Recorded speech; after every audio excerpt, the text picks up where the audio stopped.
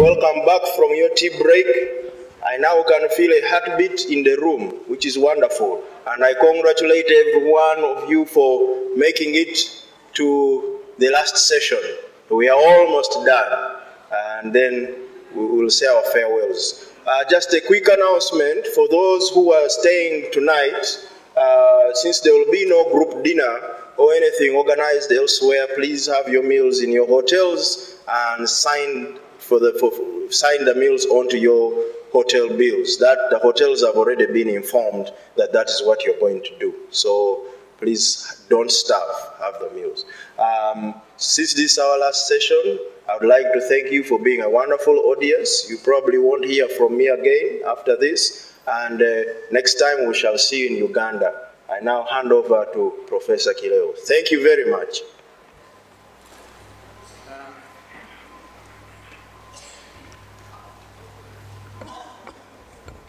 Good morning still.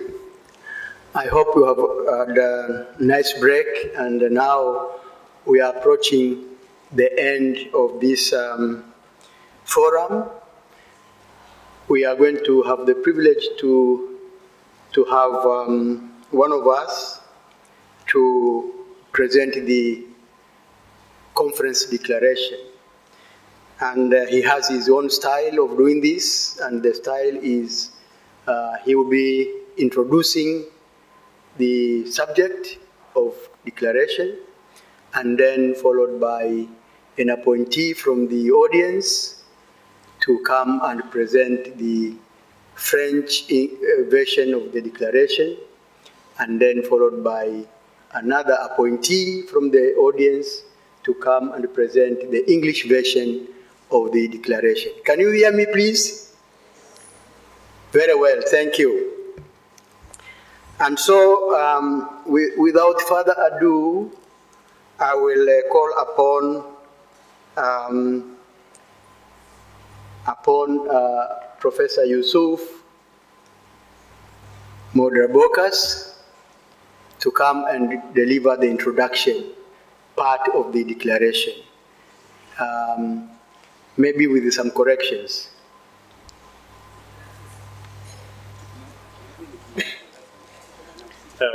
Thank you, Chair. Somebody in the last session mentioned that we can have a very good forum or workshop or seminar, but if there is no follow-up, it doesn't serve much. And there is no doubt that we have had an excellent forum for women for development and sustainable development. And what we want now is a follow-up and to implement whatever recommendations have been made. So thank you very much for that comment. We have had the General Rapporteur's report, which was very brief but very well presented. And now, but at times, you know, the policymakers, the government officials, they do not have time to go through all the report, the detailed report. That's why it's usual to have a declaration. Declaration is very brief, as I have been told that politicians don't have time to read more than one page. So we have a one-page declaration. This is a women's forum, and I would like it to be delivered, the English version, by Professor Isabella Kwachi from Ghana. She is a member of the Ghana Academy of Arts and Sciences, and also a professor of immunology, if I understand rightly, in Ghana. So, Professor Kwachi, the floor is yours.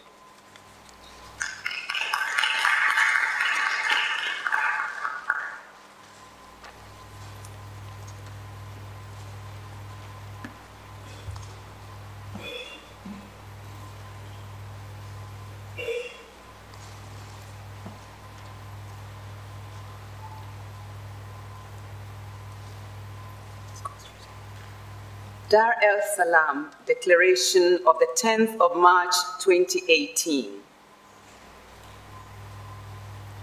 Concluding the International Forum on Women and Sustainable Development in Africa, held from the 8th to the 10th of March 2018 in Dar es Salaam, Tanzania, organized by the Network of African Academies, NASAC. The participants made the following declaration in order to enhance the role of women in sustainable development in Africa. Observing Africa's assets in the form of natural resources, human capital, agricultural production, and progress in primary and higher education. The rapid demographic and varying economic growth on the African continent, the persistence of political instability in some regions, the risks associated with climate change, the increase in the number of young people that can be an asset but also a source of instability, and the persistence of gender inequalities in various areas, that poverty and inequality will remain in the absence of good governance.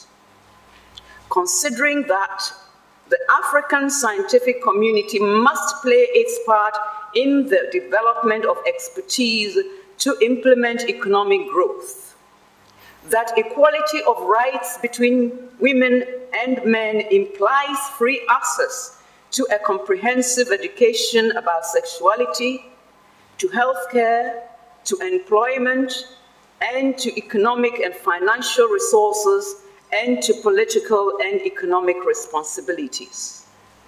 That the role of women in social and economic life is paramount.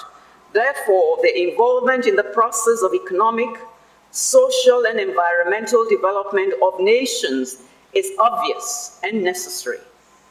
That the strong demographic growth in sub-Saharan Africa raises concerns among the states of how to avoid mass unemployment of the upcoming generation. That despite numerous initiatives, violence and discrimination against women persist. Call on policymakers and international institutions to provide better access to water and energy resources to alleviate the burden on women.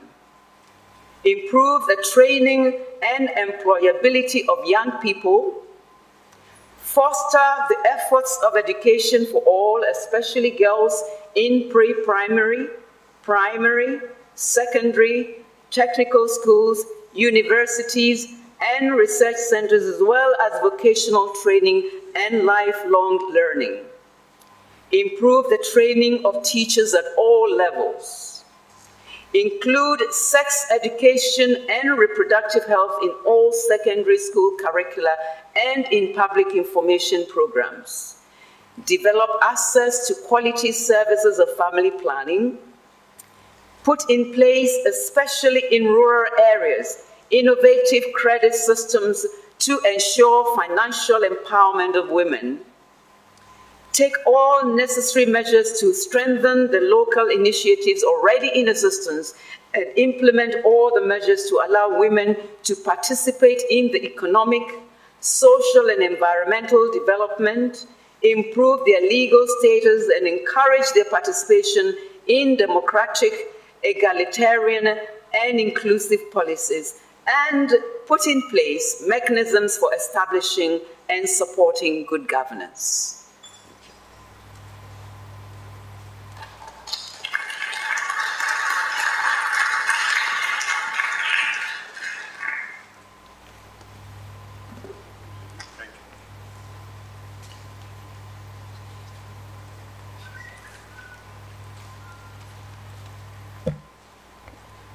Thank you for that. With some slight interruption, I've had to take this opportunity to welcome our guest of honor who has just arrived, and Honorable Mrs. Bengi Issa from the Prime Minister's office. She is going to be the guest of honor in our closing ceremony, and so I'm taking this opportunity to recognize her presence during this time when we are actually winding up. Honorable Mrs. Bengi, these are the participants of the conference on women and sustainable development. We've been here for the past 3 days, and this is our concluding day, and we have the honor to welcome you to this closing ceremony. And when it comes to the time when you are going to give your closing remarks, we shall let you know. Madam Honorable Mrs. Bengi, you are very welcome to this closing ceremony. Thank you very much. We were in the process of listening to the declaration of this conference, and most unfortunately, it will be now in French, the French version, and Professor Yusuf was leading this session, and so you're welcome. Thank you. Yeah, thank you, Chair. Oh, well, you have just heard the English version. Before we open the floor for comments and also for the adoption of the declaration, I would like you to listen to the French version, and I have the pleasure to welcome Professor Barry from Tunisia to read the French part. Thank you.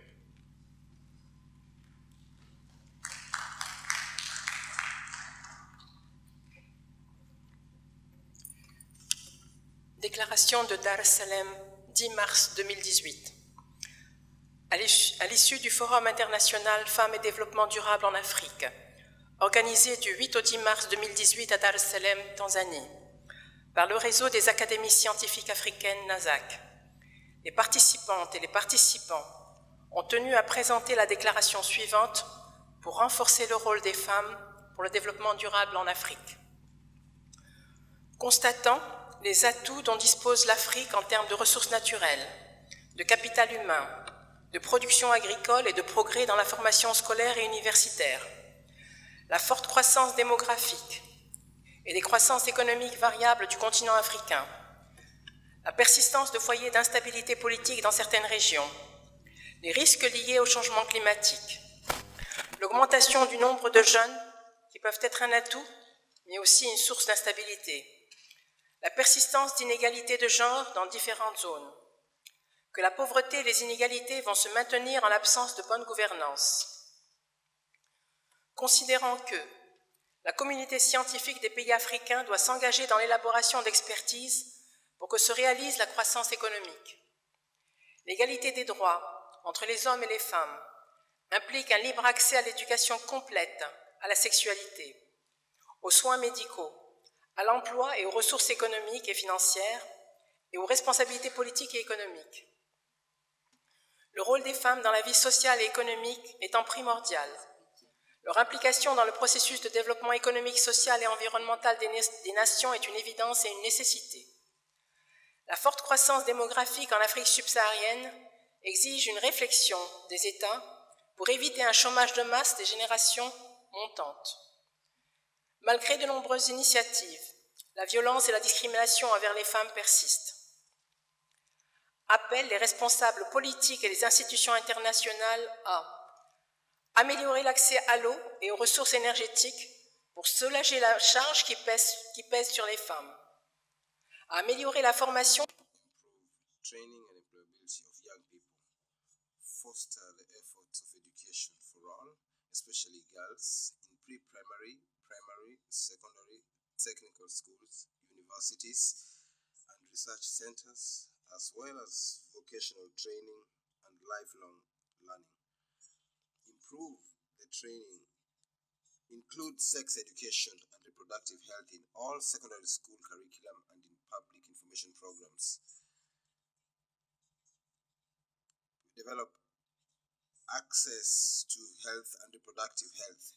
Put in place, in especially rural areas, innovative credit systems to ensure financial empowerment of women. Take all necessary measures to strengthen the local initiatives already in existence and implement all measures to allow women to participate in the economic, social, and environmental development, improve their legal status, and encourage their participation in democratic, egalitarian, and inclusive policies, and put in place mechanisms for establishing and supporting good governance. Thank you.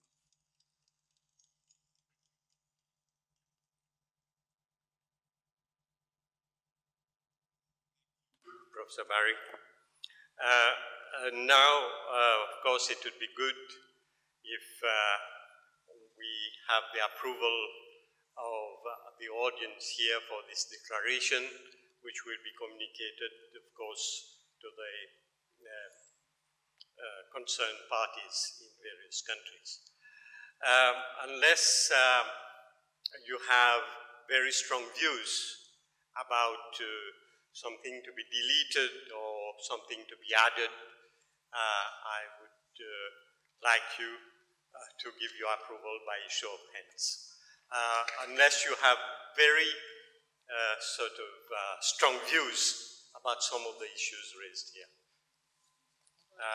If not, could we have the approval by show of hands? I'm here waiting to make a question. Mr. President, sir, I have a point to make. Over here. Mr. President, you're not looking at my side. Sorry? I have a comment to make before approval. I'm here. Okay, yes. Thank you. Mr. President, sir, I want to thank the committee for the great work that they have done. But I need to stress that for the sake of our continent, the issue of good governance should be, and I'm particularly happy that the representative of the Prime Minister is here, because the greatest problem that Africa has is the issue of good governance. And in 1998, 13th October to be precise, the great leader of this country, Julius Nyerere, talked about good governance. This is 20 years now that we have been talking about it. Time for us to do something about good governance. Honorable representative of the Prime Minister, please pass this message to the Prime Minister and tell him to go and talk to his colleagues at AU. We need good governance in Africa. And I'm sure the way I'm looking at you, you will pass that message. Thank you very much, madam. I'd like to stress that the last sentence in the call on policymakers and international institutions reads as follows: put in place mechanisms for establishing and supporting good governance. Of course, we could have added, but this being a declaration, it has got to be very short, but I think this conveys the message. Any other comments before we proceed?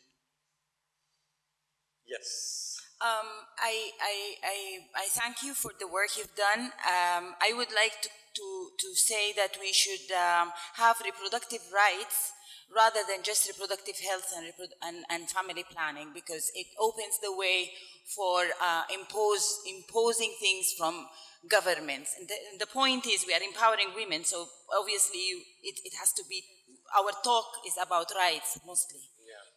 I think the idea of family planning also is in the 6th bullet, develop access to quality services of family planning. Of course, we cannot sort of elaborate because it would become too long. But I mean, the essence of these issues are included in the declaration. Thank you, Mr. Chair. In the points to be observed, I do not see anything related to the quality of education. I think it was brought up more than once that we lack the right sort of education curriculum, or the education that is right based on the capability of the child. I think this is an observation that we should be putting on. And the other point is that even in the points that we consider and call on policymakers, we only concentrated on include sex education and reproductive health in all primary school curricula and in public information program. We did not concentrate on the other issues that are also relevant. We only limited ourselves to this, part of sex education and reproductive health. But this is not the only points that we made. We meant everything, including the eagerness to research, how to improve your mental capabilities. That was all included. I thank you, Mr. Chair. Yeah, I agree with you that there are many issues which have not been included. But since we are restricted by the length, we had to make a choice. We had to make some sort of priority to be included. However, what I would suggest is that I'm sure many of you will put the stress on some issues which may not be in the declaration. What I suggest is that we adopt the declaration with the proviso that some of the views will be communicated to the NASAC Secretariat and after consultation would be included in the declaration. Professor Jacqueline. I just want to put one word of caution. Having been a UN negotiator for many years, the phrase family planning is not accepted by many, many millions of people in the Catholic Church. So you need to use a different phrase, such as reproductive rights, or you must avoid that, because I have unfortunately seen many, many declarations come undone. So I think a sensitivity test on the whole declaration could mean that it would be taken up much more easily by many governments. So just a word of caution. Sorry, I think the sound is fairly bad here. Yes, can you? Let me just repeat. Can you repeat your consent, please? I will repeat it. Having spent many years negotiating in the UN and EU and other places, there are some key words that you use which are highly sensitive. And if we want this to be taken up by governments, because that's part of the plan, I would suggest that maybe the Secretariat does a really good read-through, like the phrase family planning. It's just one example, just to make sure that we don't get roadblocks on the way, and that actually it becomes part of that kind of language, which means it will go much more forcefully into government thinking.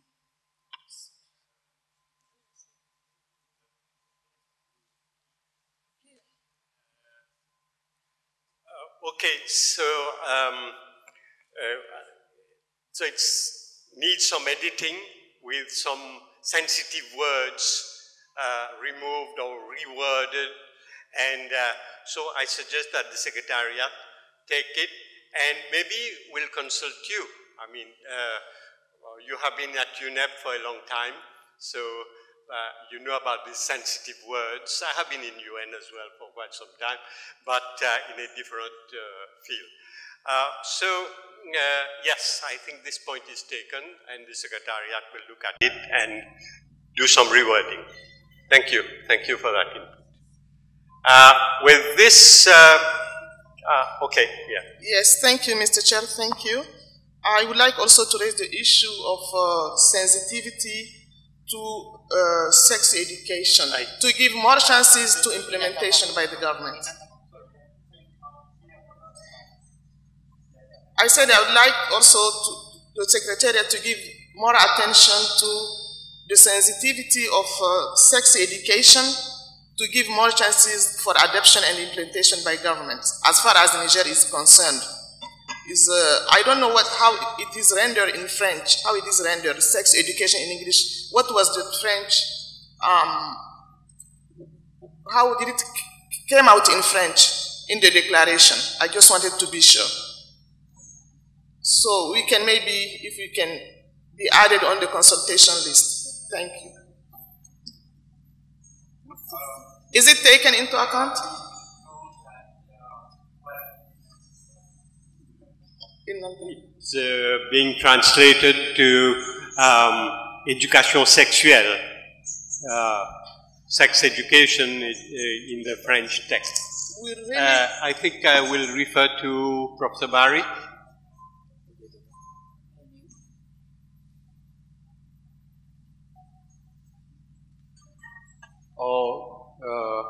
Professor Gislain.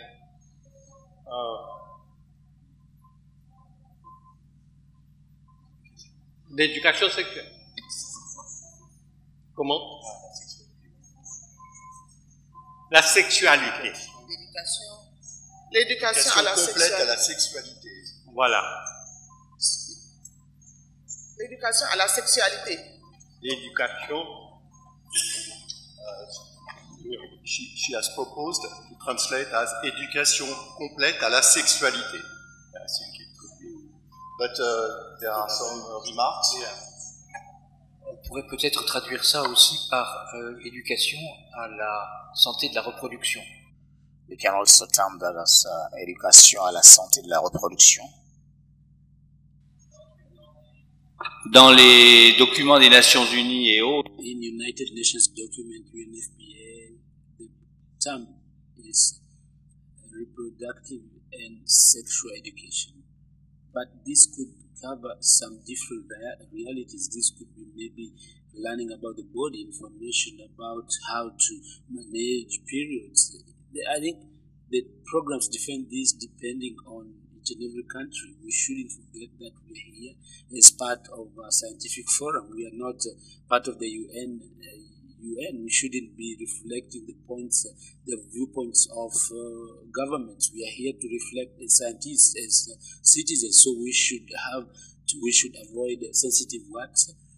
And I think these words can be discussed up to the end. But the UN has its own. But family planning, as we said this morning, as the colleague from Tunisia said, that this is also to allow women to take charge of their own issues. I think this is there are international instruments which are very clear about this. I think that the text is clear as formulated. I think it's prudent, and this leaves people the freedom at the level of the government as well as individual levels to apply these recommendations depending on their individual context. Thank you. Thank you. Any other comment? Yes. Yes, thank you very much. On the same point on sex education and reproductive health, in secondary schools, by secondary school time, it is too late. It has to start in primary. Sex education and reproductive health education. It should be age-appropriate education at all levels. Especially, it has to start before secondary. Some are getting pregnant before reaching secondary school. So it has to be at least in primary. Thank you. Yeah. From primary going. Thank you. Yeah. Thank you. I think this point was raised and discussed, and there was a consensus in the drafting group to state secondary, but you can say at an appropriate age. Age appropriate, because at an appropriate yes, age appropriate, and the teacher education also. The teachers should have education in gender and reproductive health as well. Those are topics they find very difficult to deal with. So if we say improve education of teachers, we have to be specific. What do we want? Okay, age related. Yes. Rather than secondary. Thank you. Thank you. So 2 points. Thank you. Thank you. Please. Thank you. I would like to propose that the 2 words family planning are replaced by the 2 words reproductive rights. Is that acceptable, Professor? Reproductive rights. Okay, is somebody taking notes, Jackie? Okay, reproductive rights to replace family planning. Thank you.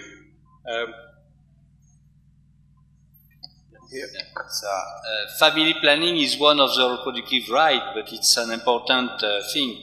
I would like to make a suggestion in that respect. Include gender, sex education and reproductive age at appropriate age in the school's curricula in public information program. I think this will cover the things. But reproductive right is large, but doesn't focus on the right to access services, which is the purpose of this recommendation.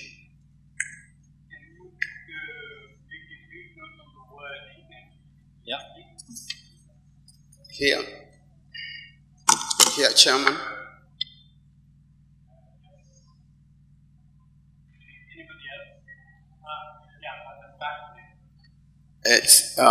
Since in the implementation of the declaration, we even need also the business community. We need to have one of the provisions saying put in place mechanism to link education, training, and research with industry and labor market. Because that is missing, and that is very key for training and education and research.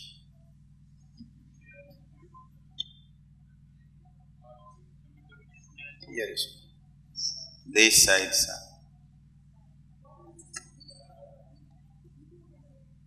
Maybe, because you can't see this side.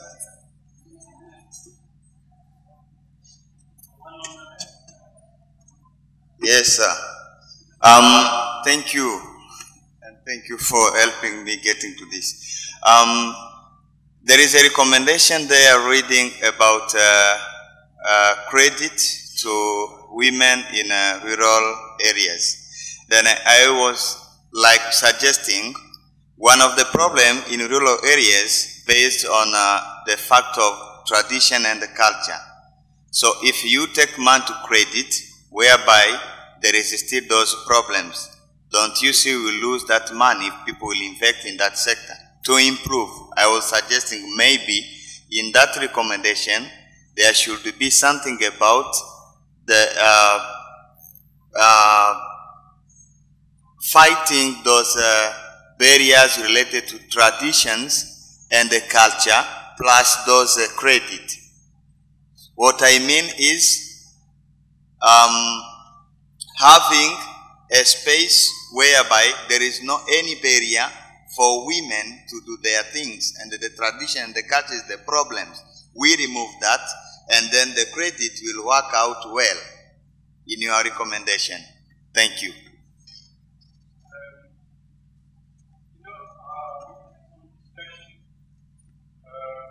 We had a lot of discussion because the whole idea is the empowerment of women.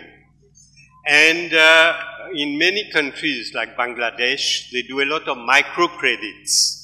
But during the course of discussions, we thought that microcredit may not be sufficient. And the term, instead of microcredit, they wanted credit. Because maybe to go one step further.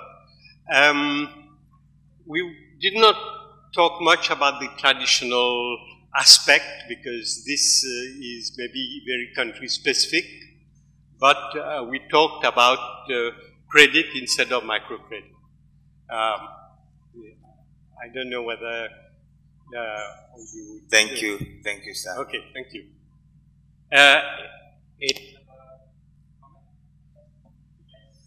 Yeah, just one quick comment about the sex education issue. When you talk about sex education, people's mind goes straight to the real act of it.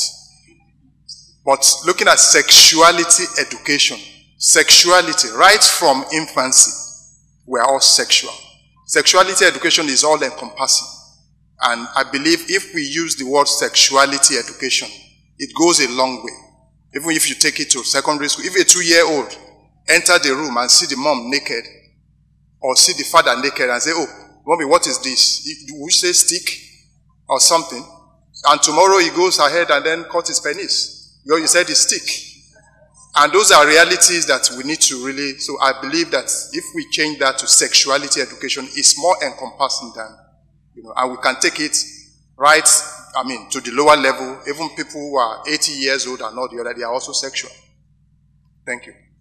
Somebody who chaired the session on reproductive health, Dr. Kosi here, do you agree that sexuality education is better than sex education? Or because in most literature you look at sex education rather than sexuality education? Just comment and then we come back. Yes, Dr. Kosi, can you? Actually, because of this Okay. change in name, whether it's sexuality or whether it's sex education. The name was changed to Family Life HIV/AIDS Education in Africa. That's the name, the new name they have for it. Family Life HIV/AIDS Education. Yeah, but So this is broader, isn't it? Sex education or sexuality. Yeah, it's because of this issue of sexuality or sex education that brought the change in name. Yeah, the idea is to use sex education or sexuality education. I think thank you, sir. I'll stick with sex education. It's a generic word that's been well used.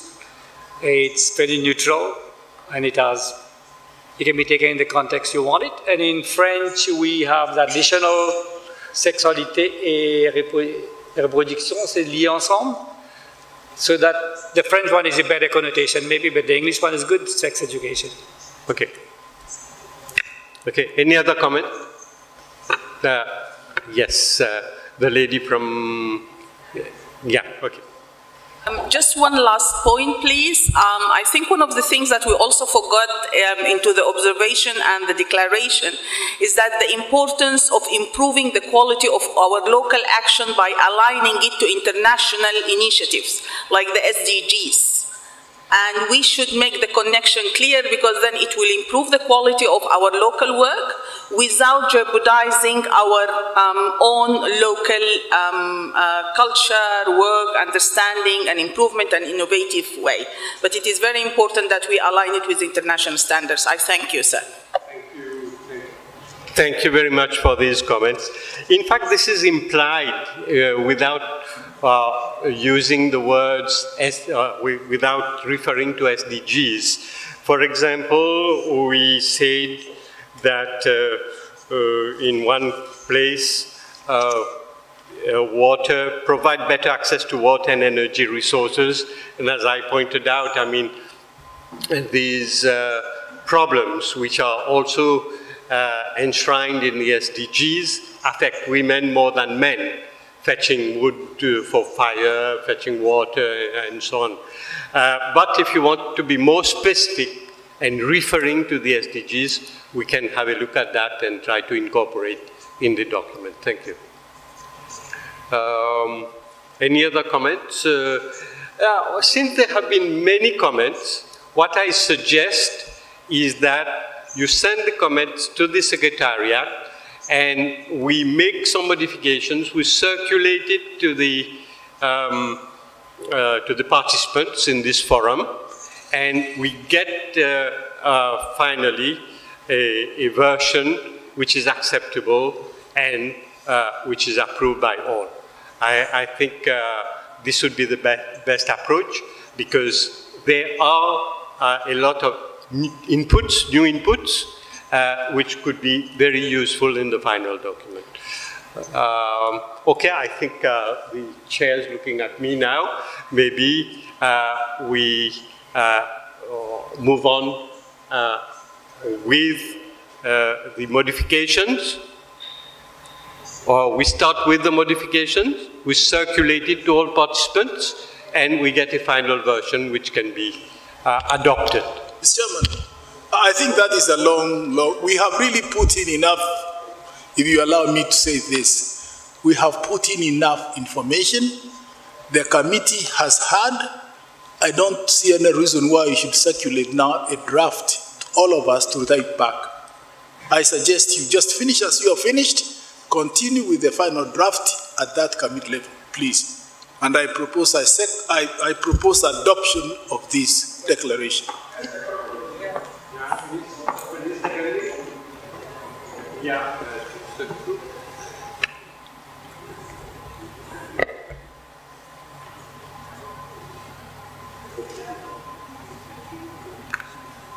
Yeah. Okay. What I've been told is that there would be some modifications taking into account the comments made, but this declaration with some modifications will be circulated later, and we would have it adopted today. That will, and okay, with some of the inputs from participants. Is that reasonable? Yes. Yes.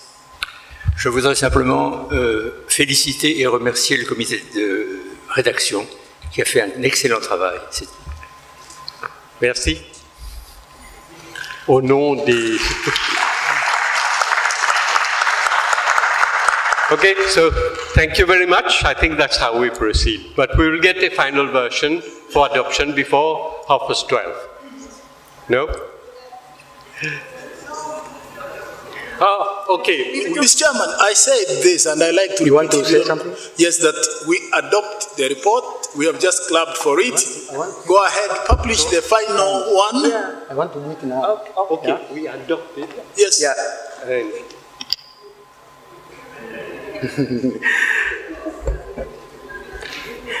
I know some of these things are controversial, but I'm sure the men and women who are here have considered this very positively.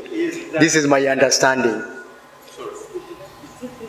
This is my understanding, that the men and women who are here today have considered the declaration very positively. They have ensured that the declaration is sound, comprehensive, and is a guide to the future, the guide to our next steps. With that, I just want to have an idea of how many of you accept this declaration by a show of hands. Wonderful, you are terrific. Let me tell you that this is a very successful declaration we have made today. Regardless of the points that people have put forward, I'm sure those who have made contributions to this declaration will continue to do so until it is well refined. Now, let me just request those who made the points, let them do it in writing again, because some of the recorders may have misconstrued some of the statements. Make your recommendations again, make your statements again, and put them forward for consideration into the refinement process. So with that, let me thank Yusuf for the hard work, and let us clap for his contribution. Yusuf, thank you very much. Let me say that you have done a wonderful job, and let me, as a chairman, say you are dismissed. Thank you. Thank you very much for your contribution. So, ladies and gentlemen, do you need any energizers? No, you are energetic enough. Let us go to the next process, which is closing ceremony, and for that we have to change our behavior in the sense that we have a guest of honor in front of us, and our guest of honor, Honorable Miss Bengi Isa from the Prime Minister's office is here. She's here with us, and also let me recognize the presence of the Ambassador of France, Mr. Frederick Clavier. He's also here with us, seated the third from your right. And ladies and gentlemen, I think this is a process, it's an official closing ceremony process. We should listen to the various speakers in the closing ceremony.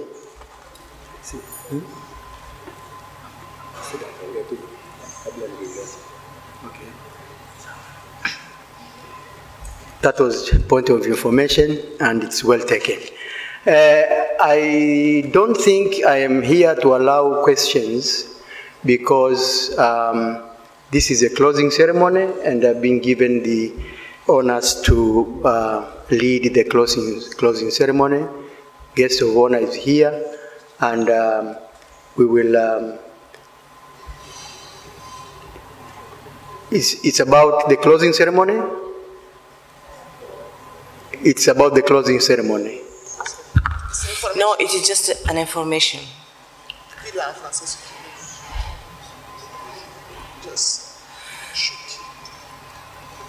It is just an information. Very short.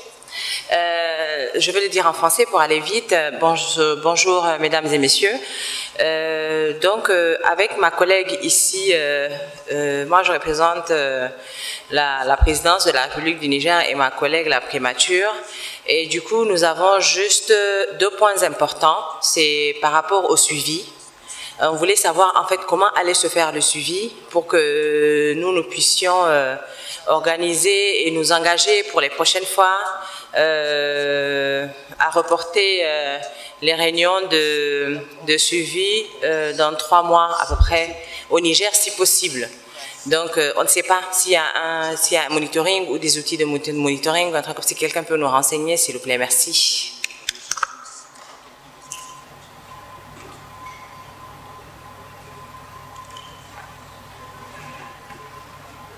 Thank you for that point, and I'm sorry I could not catch the first few words of French, but what I know is my French is very limited, but I will not be unable to ask for chicken if I need one, and I think one of the things that I should say is I like demi poulet.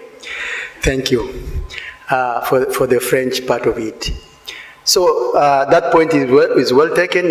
I'm sure people were, because of the simultaneous translation that was available, people understood very well her point. So without further ado then, let me go into the next closing remarks. Madam Honorable Mrs. Bengi Issa from the Prime Minister's office. This is the closing ceremony, and as I told you before, we have our participants from various countries and from various African and French academies of science representatives who are here, and many Tanzanians who are members of the Tanzania Academy of Science. With that, I would want the guest of honor to listen to some of the remarks from the delegates who are here at the high table. That will be, we will start with Brigitte Françoise, who is going to give us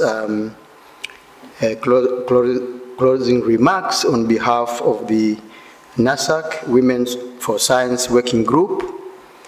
And then we will follow with the French Academy of Science COPED president, who is Professor Pierre Yoga. And then we will follow with closing remarks from the Network of African Science Academies Secretary General Benny Pityama. And then we will follow with some closing remarks from the French Ambassador, Frederic Clavier. And then we will have the privilege of listening to the guest of honor, some of the remarks that she has from the Prime Minister's office on behalf of the government. And then finally we shall receive vote of thanks from Professor Godwin Dorsey, who is seated at the end of this high table. Ladies and gentlemen, now we have Brigitte Françoise. This is, I've been trained to speak French. Brigitte Françoise, you are welcome to the podium to deliver your closing remarks. You're welcome. Thank you, Chair.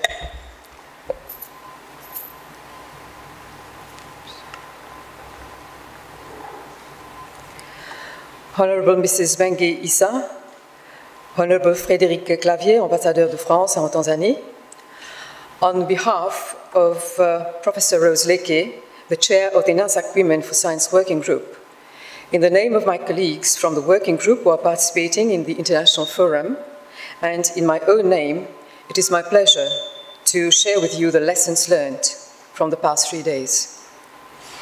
If you allow me, Chair, I will focus my intervention this morning along 2 lines. 1, the value addition following the forum. What are the insights gained, the take-home messages from the forum? What is the value addition to the purpose of the NASAC Women for Science Working Group? 2, the call for action. More importantly, following the forum, at the level of NASAC Women for Science Working Group, how will we develop the key messages, insights into potential actions? How will we, through concrete actions, contribute to accelerating sustainable development in Africa through the empowerment of women? 1, value addition following the forum. What are the insights, take-home messages gained from the forum? Our insights, in fact, have been informed by the participation of you all. More than 150 participants from 25 different countries, different cultural, social, economic backgrounds, men and women, drawn from different professional backgrounds, thinking together, confronting our ideas, and beginning together our 3-day journey with an end in mind. What was the end that we had in mind? The end that we all had in mind when we came to the forum was precisely that we need to map our journey to abolish the inequalities, the discrimination between men and women. It simply is a question of human dignity, modernity, to quote Professor François Gros. How can we map our journey to empower women and girls, as this will have a multiplier effect on health, education, and help drive economic growth and development across Africa? I will refer here to the finest words of goodness, motivation, optimism, and hope that have characterized the intervention of Professor François Gros from the French Academy of Sciences, COPED, in the video that was shared with all of us. A message prompting for action at our level to stop gender inequalities. Professor François Gros had this to say about our role as academies of science. He said, as scientists, we are an asset for Africa. We are the foundation supporting the sustainable development of Africa. He also stated that we are called to play a part in the development of today and tomorrow by addressing urgent questions and challenges facing the 21st century. And these challenges, as rightly pointed out by the Vice Chair of NASAC, Professor Yusuf Bodebakas, are aligned with the implementation of the Sustainable Development Goals, namely SDG 5, and all forms of discrimination against women and girls, that will more so impact on SDG 1, ending poverty in all its forms everywhere. We retain the following 3 key messages. Key message 1, the fundamental role played by quality teaching. This has been at the center of most of our discussion for the past 3 days. For us at the Women for Science Working Group, that will be about quality teaching of science at schools, pre-primary, primary, secondary, and at the university. By spurring the review development of the curriculum that sparks the interest in science, that arises the students' curiosity, passion, interest from a young age. Quality education that develops the competencies of the young girls, in particular the ability to know, to do, and to be. A good example is the pedagogical approach used by La Main à la Pâte, developed and implemented by the Nobel Prize winner, Professor Georges Charpak, in 1995, promoting the investigative-based science education. We need the pedagogical approach that will support the teaching of science, emergence of scientists that will drive technological innovations with impact on economic development of Africa. A corollary to quality teaching is the essential enhancement of the training of teachers, academics, and this is so essential to support quality teaching and learning. Key message 2, our engagement in cross-sectoral projects. There is a need to bring together stakeholders to integrate the gender lens to projects that will empower women, projects that aim at reducing inequalities between men and women and have an impact on sustainable development in Africa. I would like here to stress and recognize the role played by foundations and funding agencies in promoting equity around the world, when they support innovative programs that empower women and enhance sustainable development. The key message 3, promoting the use of research evidence in policy making that will impact on women development. There is a need to promote the systematic use of research evidence in policy making that will support the elimination of inequalities between men and women. Here we would like particularly to stress the research generation and use of sex, age, disaggregated statistics in policy making.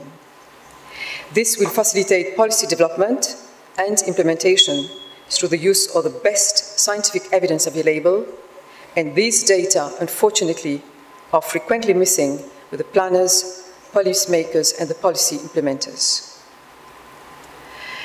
The second part of my intervention, I will be short here, is about how do we therefore take concrete actions to move to empower women. Action 1, mentoring and role models.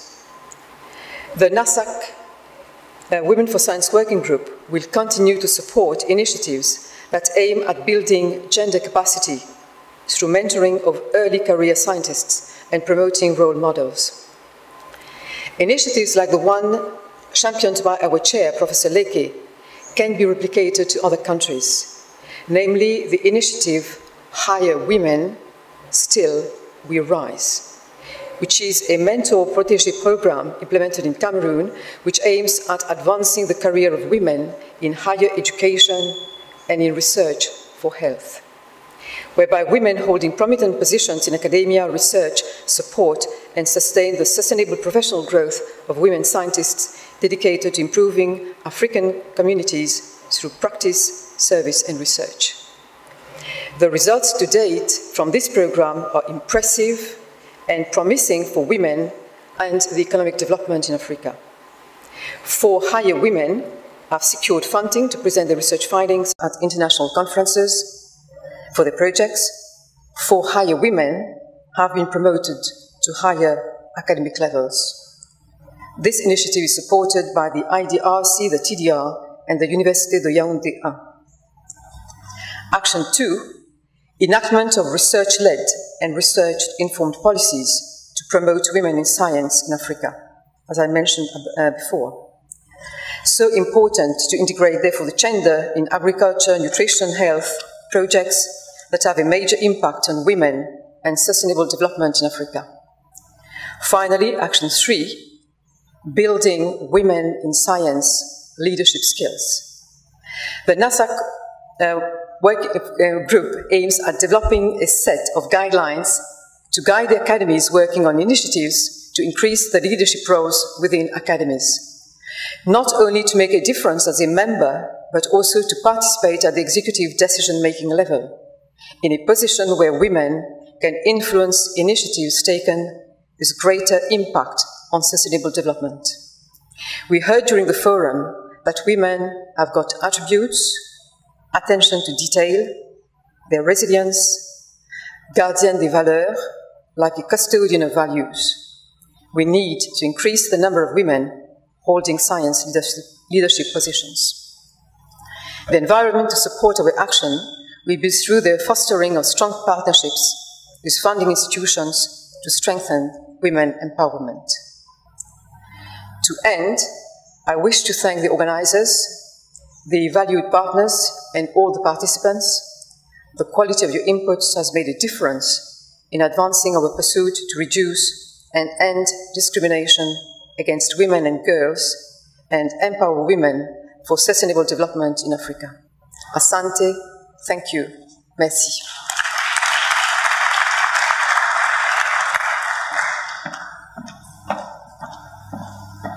Thank you, Françoise, for your closing remarks. Let's give her another round of applause.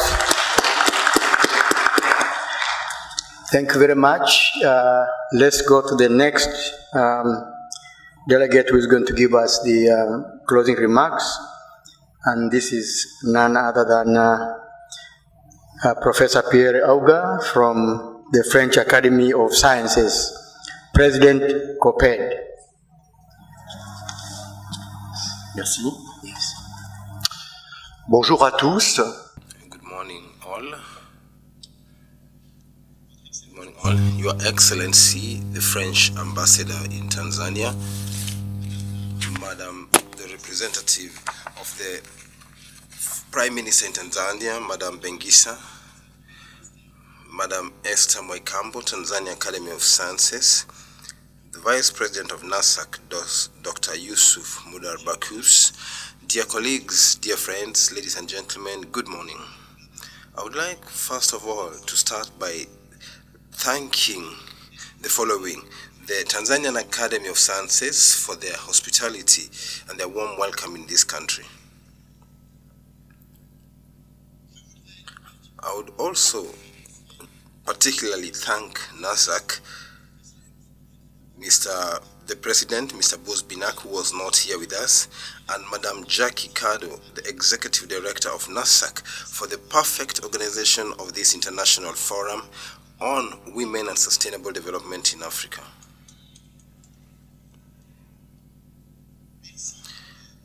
Thank you to all of you who were present in Dar es Salaam, who were involved either directly or indirectly in the organization of this event, that was very professional and perfect. I would equally like to thank my colleagues, Henry Derridon, members of the Academy of Sciences, and members of COPED, for their effort and commitment to allow for the organization of this international forum. And without you, this would not have been achieved. Thank you. Thank you. Thank you to the Corporate Secretariat, the Committee of the Developing Countries, the colleagues from the Academy of Sciences in France, Anastasia, Jean-Luc, for all your efforts and all the work that you did. I would also like to take advantage of this opportunity to give you certain information on the activities of COPED and French Science Academy. The French Science Academy is actively involved in several collaborations with the developing countries. The Special Committee, the Committee for Developing Countries, COPED, this acronym was created in 1992 by Professor François Go. You had the opportunity to listen to the message of Professor Go during the opening of this international conference.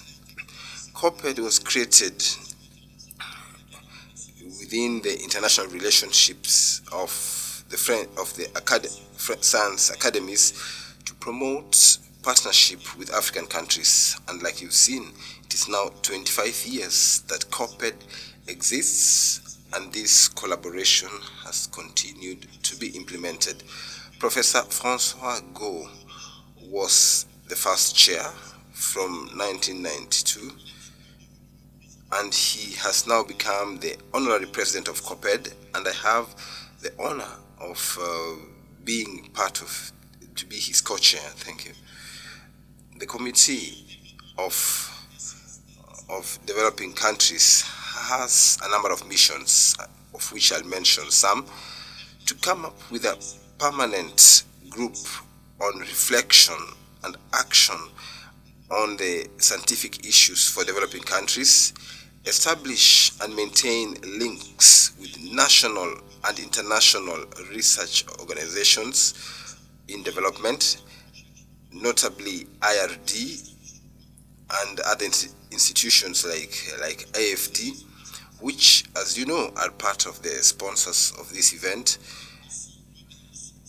the event in Dar es Salaam, but also the National Center for Scientific Research in France, and of course science academies in developing countries in Africa, and of course the network of African science academies, NASAC. So one of the missions of COPED is to promote science, and you saw the presentation of Pierre Lénard on this subject, and COPED really has invested in this mission. One of the missions which is very important for us today is for COPED to organize, invite, and have missions for developing countries. Some of the themes that we have during the COPED forums are on nutrition, water management, prevention of infectious diseases, climate change and biodiversity, sustainable development, and I can get now to the role of women in sustainable development in Africa. I would like to say a few words on what COPED is currently doing and certain actions that will take place soon, just to give you a general panorama of the activities of COPED. A few words on mathematics. Mathematics is a discipline that has always been important for COPED, and I would like to pay homage to Jean-Pierre Romad, who disappeared last year, who died, who was a member of our academy, and who played a very important role in mathematics in COPED.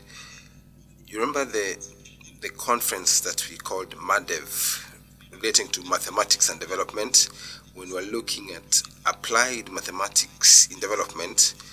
This was a joint operation with the Science Academy in Morocco, a meeting which took place in Rabat in Morocco. I think some of you know about it.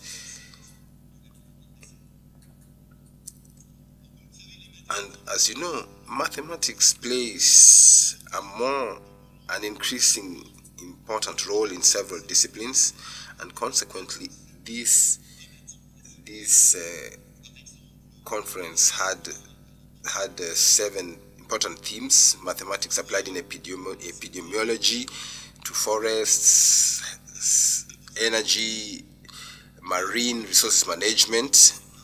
For example, marine resource management is very important for several developing countries that have marine resources, and for which fishing represents an important economic activity that contributes to their GDP.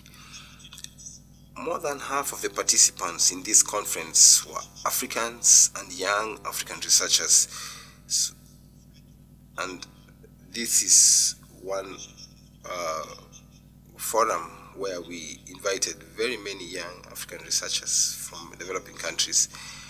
Another word on the future of MADEV, because the meeting in Morocco was a big success, and we decided that we'll have a new MADEV meeting that will take place in 2019 in Senegal, and I would like to congratulate colleagues from the science academies in Senegal whom I met here. And this is an operation that we'll hold jointly with your academy that will happen in Senegal next year. A few words on discipline qui est très importante au COP. Nous allons avoir l'année prochaine un forum international sur la chimie face aux défis sanitaires et environnementaux en Afrique. Ça va se dérouler au Congo-Brazzaville et la thématique porte sur la chimie qui permet de faire face aux risques sanitaires et environnementaux en cas d'événements exceptionnels en rétablissant un environnement sain qui est la condition essentielle pour assurer la santé des populations. La lutte contre les parasites et les insectes, souvent fight against insects and vectors generally use a lot of chemicals, and we look into new technologies in the fight against these diseases. And to finish, I would like to say that at the end of this month, we are going to have a mini forum which will be followed by an international conference which will talk on ecology and forest. Est organisé conjointement. This mini forum is organized with the museums of Paris, and we're going to do an inventory, forest management, sustainable forest management. We look at forestry, education, and eco-chemistry, ecotourism as part of the themes that will be discussed.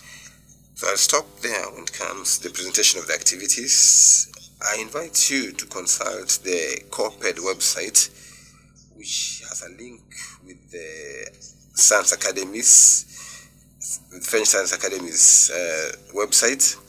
It is available in French as well as in English, and in it you'll find a lot of information, particularly on the history of COPED, its origins, the events that have been organized by COPED, and you will equally find information on the events, on the future events in the framework of COPED.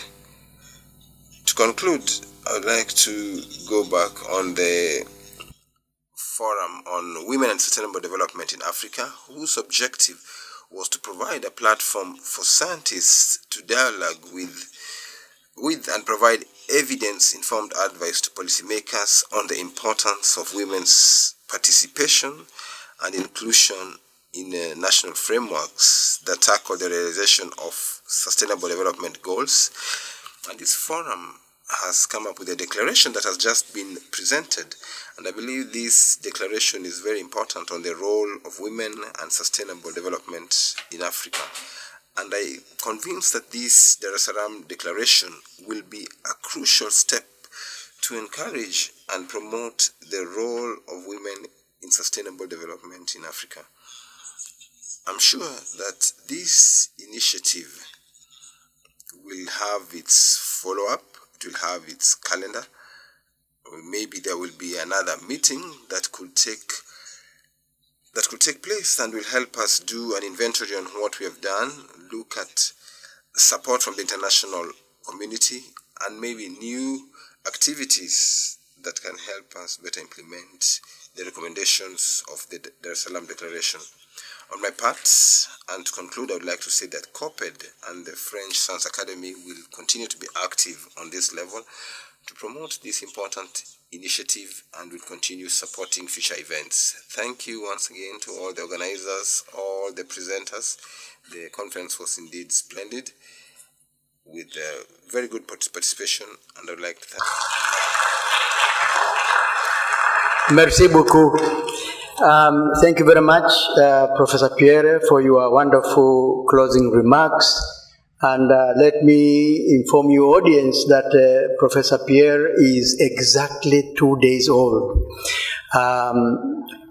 for those who were at the ambassador's residence 2 days ago, witnessed this event when Professor Pierre was born. So with that, I would thank Professor Pierre for thanking everyone, particularly the President of the Tanzania Academy of Science, Professor Maikambo. Please give another round of applause. So let me once more invite Professor Bane Pitiana, Secretary General of the Network of African Science Academies, to give us his closing remarks. Professor Pitiana, please. Thank you. Thank you. Chairperson, moderator, colleagues and friends,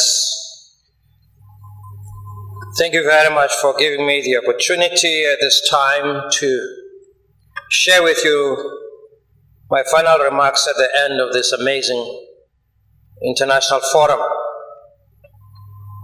I speak, of course, on behalf of the Network of African Academies of Science,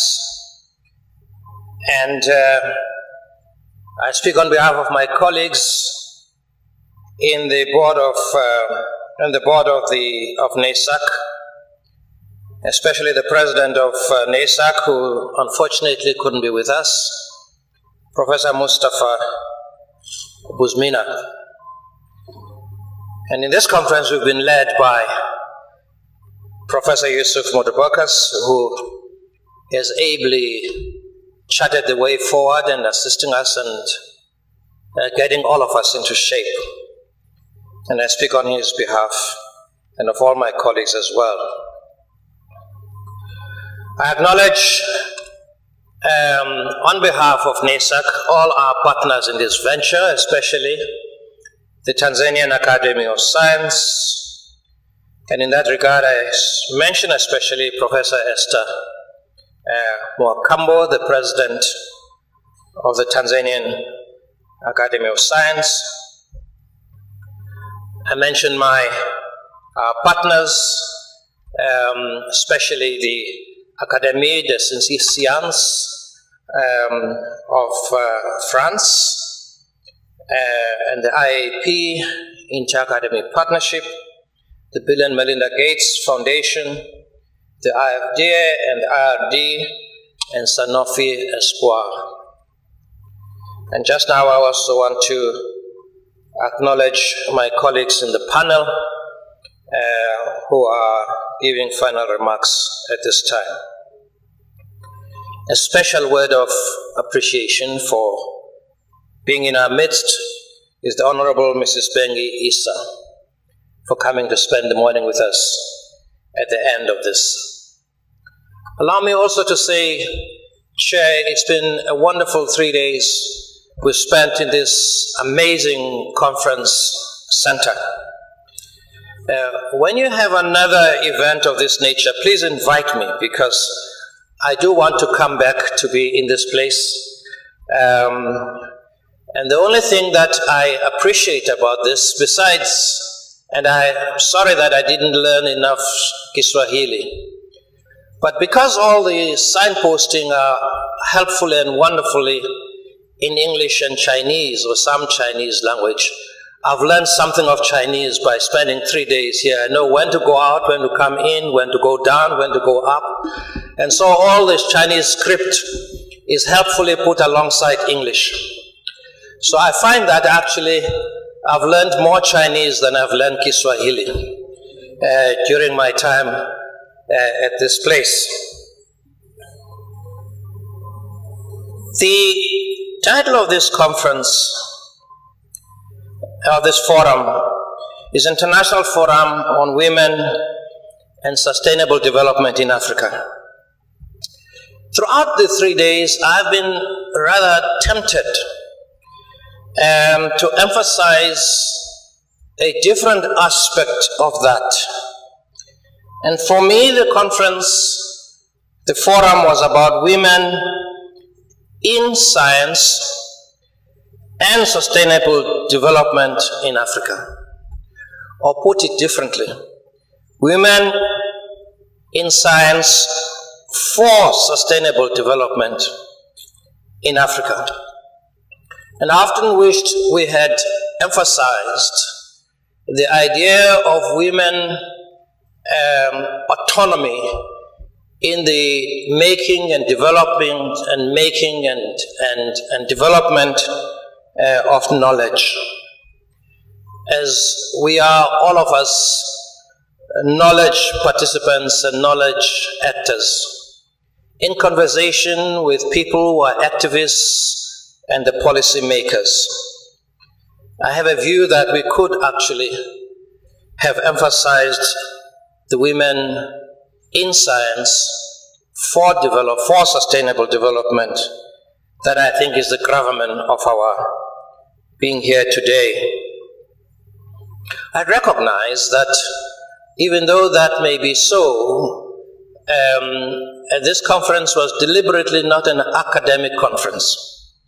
Something in me as an academic was also rather keen and wondering whether at an academic conference we couldn't, because we emphasize this, have had an opportunity to present research activity of women scientists in the subjects that have been identified, which could probably much more legitimately be considered to have been evidence-based, if you like, science-based.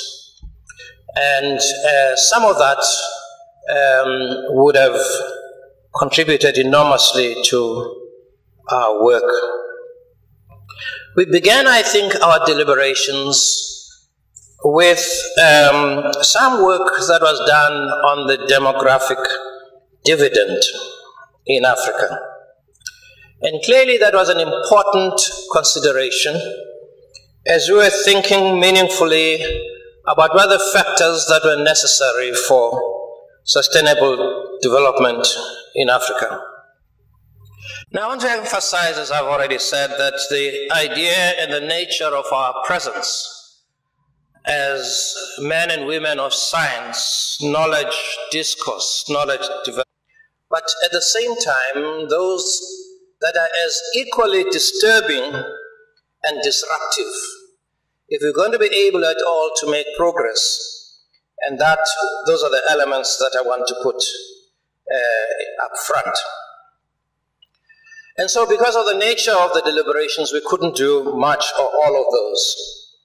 And yet I would have thought that as we go out of here, we ask ourselves the critical question as to what extent have we advanced the way in which society at large, policymakers, governments, and universities have been provoked to think afresh, differently, anew, advanced, turnaround in terms of strategies for achieving the objectives that we have set.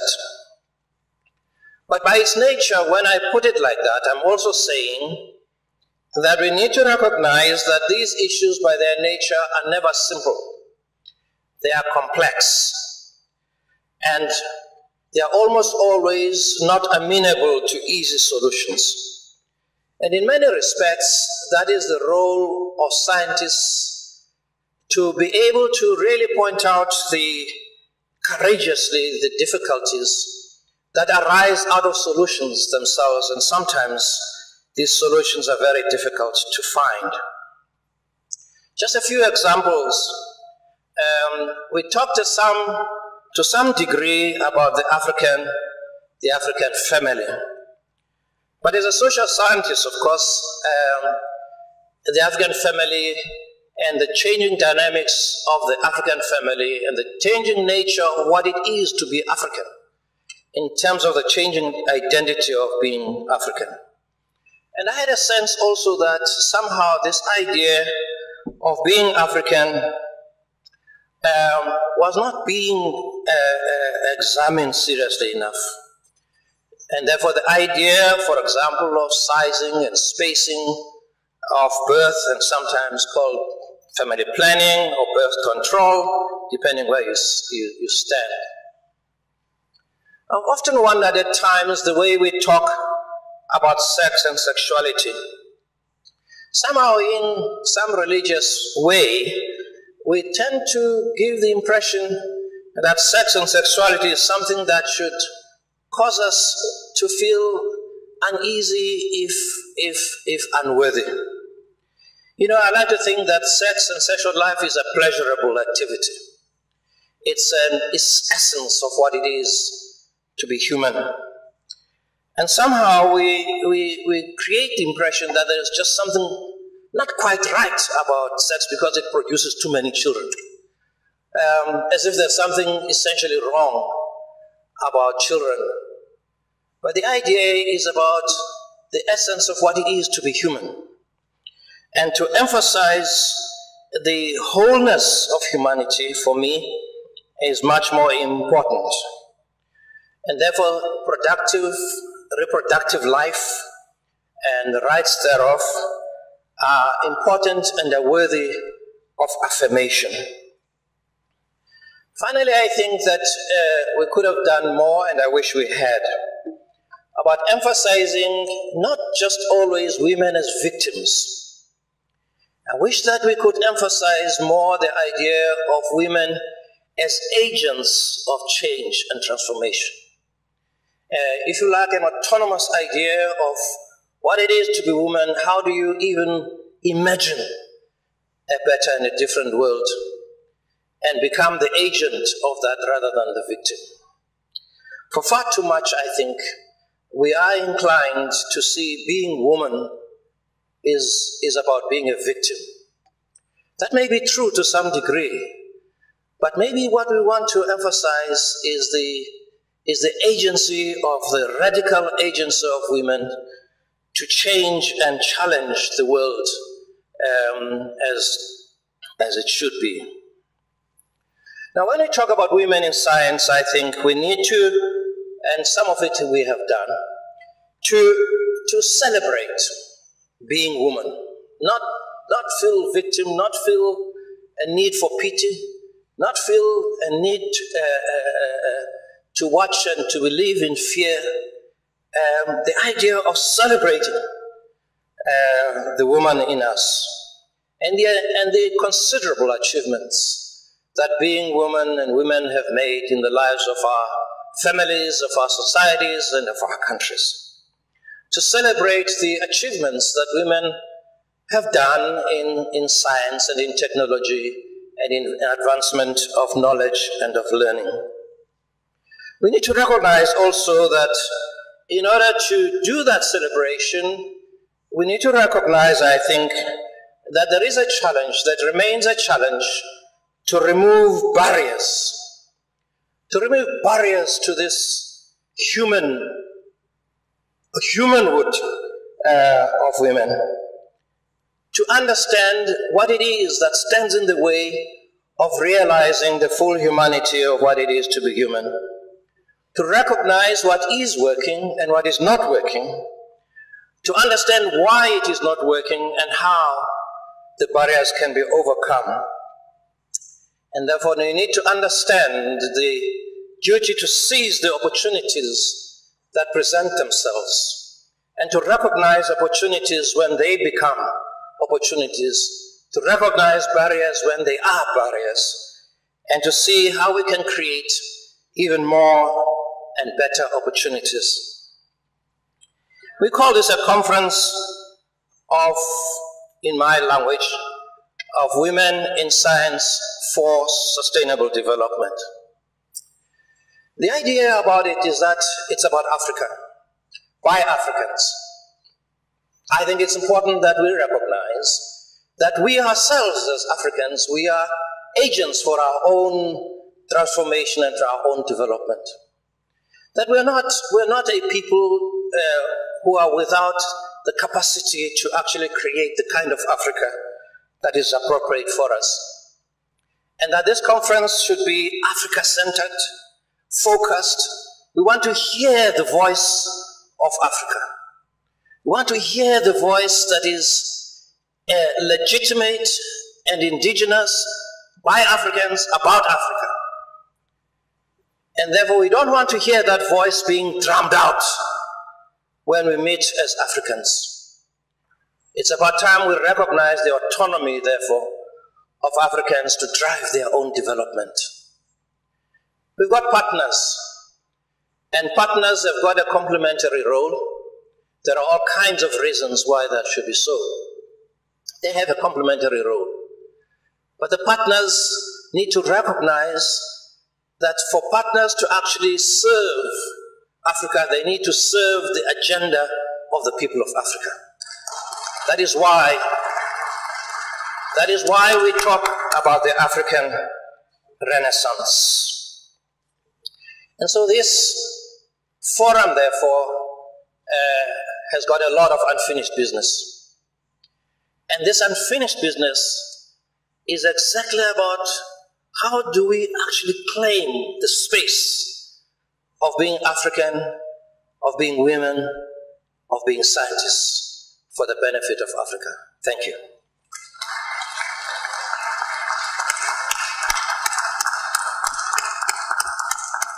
Thank you very much, Pitiama, for the eloquent closing remarks.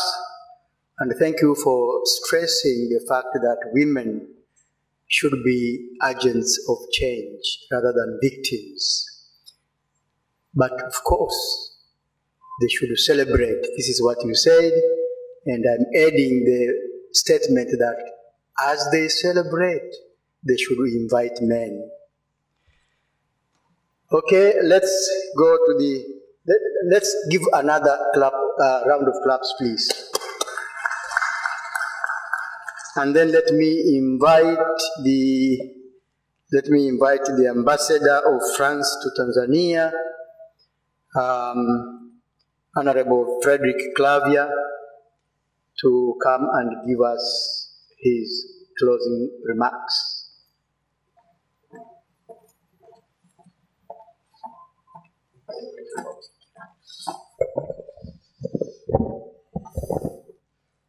Madame la Présidente, Madame the Chair of the Tanzania Academy of Sciences, Professor Esther, the Vice President of NASAC, Madame Representative of the Prime Minister, ladies and gentlemen, experts, researchers, as well as dear friends. Your debates during these 3 days, which were of the highest intellectual quality, for this I would like first of all to congratulate you, because you have managed to define a number of delegations from across Africa, Francophone Africa, Anglophone Africa, as well as the whole of Africa. This is a continental success, and I salute you. You have worked in collaboration and liaison with your French friends from the Academy of Sciences of France, as well as the Institute for Research and Development. So first of all, there is a huge message to say that we are proud of the eminent work that you managed to do during these 3 days. I think that you have gone into a new step, which is a reflection on the role of women in sustainable development, because it is a challenge that is fundamental and political in nature. It is an issue of equality. It is an issue of equity, but also an economic issue, which is related to efficiency. The woman should be recognized in her role, in her eminent role in the process of making economic decisions in each and every country. And in this manner, I think that your work and the declaration of Dar es Salaam that you have just produced is of good, high intellectual and technical quality, and I think that there are 4 points that comes out. The first of all, it is the decisive role of education at all levels for young girls, even though in a number of our countries there is the reduction of women between primary school and university school, and so there is an imminent role for policy. The issue of accessing water and energy for women in order to improve their economic productivity, the issue of access to credit, not only microcredit, but credit is going to allow them to justify and to attain their full potential. And finally, there is the promotion of reproductive rights, the issue of demographic dividend, which are some very sensitive issues politically, but I think that you talked about it here and this was taken into consideration. And here, I think the Dar es Salaam Declaration has teased out these issues, and this is maybe a step in order for political authorities to understand it in each and every country here. In this sense, and on behalf of France, we are going to take this declaration, this Dar es Salaam Declaration, as it is.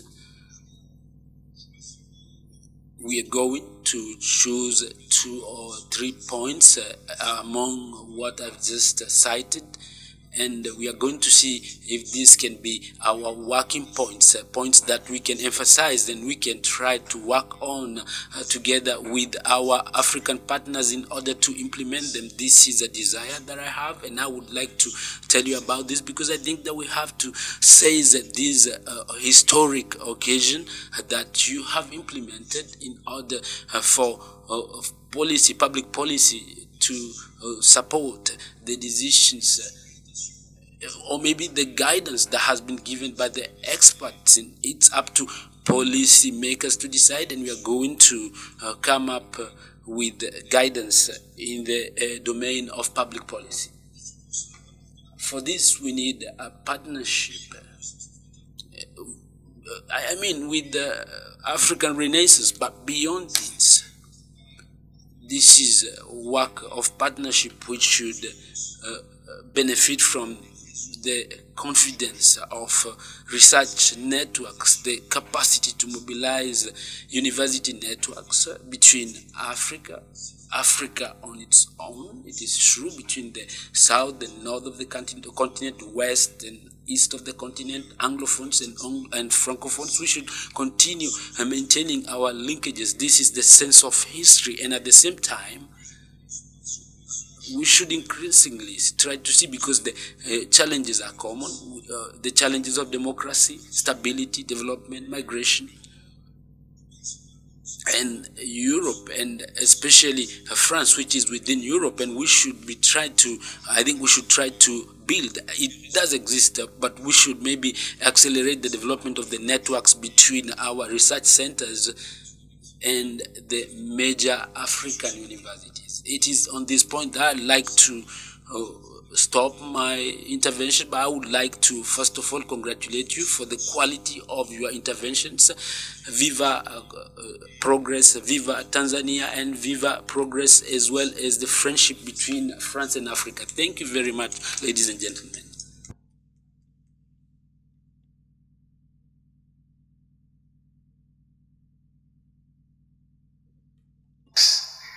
And let's give him another applause. Thank you very much. Now we are going to listen to the words of wisdom from the guest of honor. But before we do that, before I invite her, I'm going to request the president of the Tanzania Academy of Science, Professor Esther Maikwambo, to come forward and invite the guest of honor to give her closing remarks.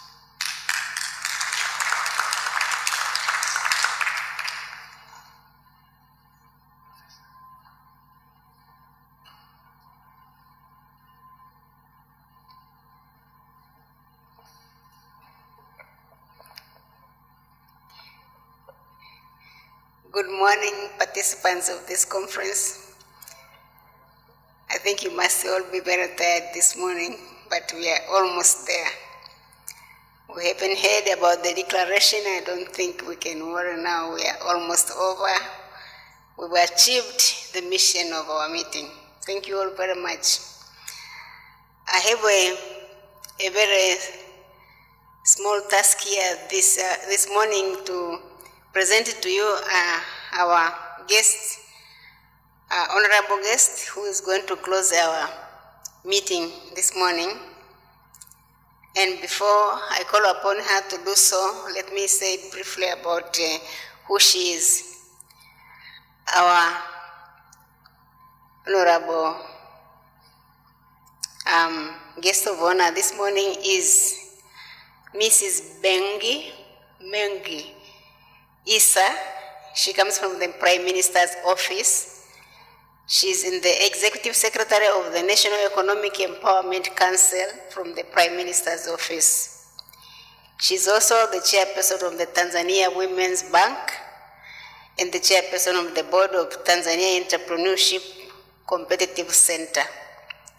So I think briefly that's about our guest of honor. It's now my unique pleasure to invite her to come and close our meeting. Karibu sana.